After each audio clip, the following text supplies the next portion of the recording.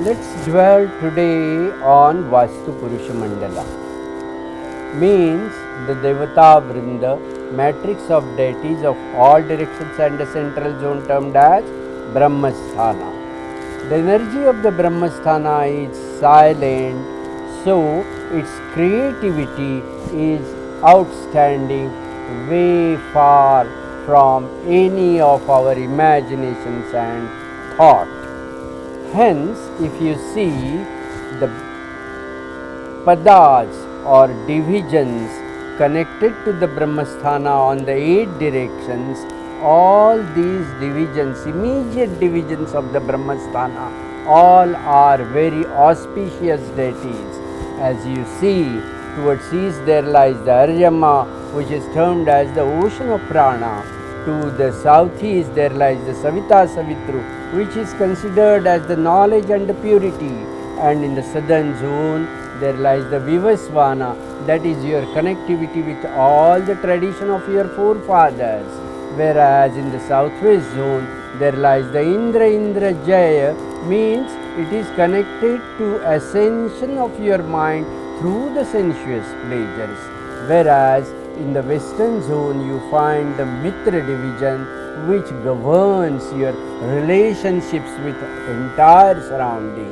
Whereas in the northwest you will find Rudra Jaya, which is the deity which gives a protective shield in particularly this yuga, a Kali Yuga.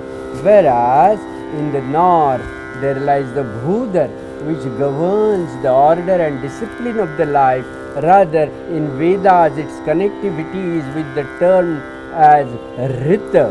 Whereas in northeast there lies Vatsa, that is the water element deities, of which the definition is Apo Jyoti Rasomritam Brahma Bhur means these are the different dimensions of expressions of the water element, which contains the Swara also, Jyoti also, Amrita Tattva also.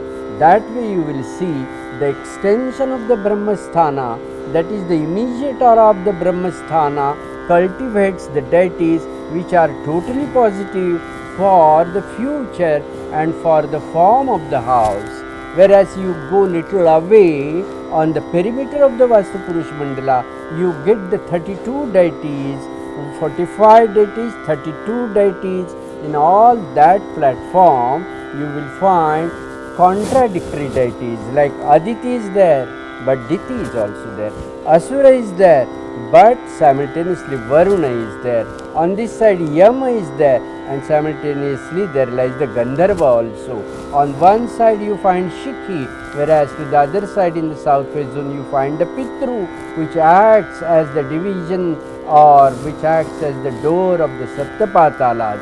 So there lies the mixing of the energies which lies outside the form of the house, which is connected to the Vikshep deities, and inside there lies the Brahmasthana and its aura cultivated in all the connected deities like Bhudara, Mitra, Vivasvana, Aryama.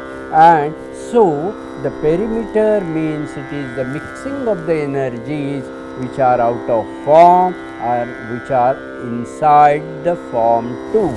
So whenever the form of the house is not symmetric, in that case the mixing of the energy gets disturbed on the perimeter of the house, and activity of the Vikshep deities, negative deities, gets aggravated, and which disturbs the future connected to the form of the house.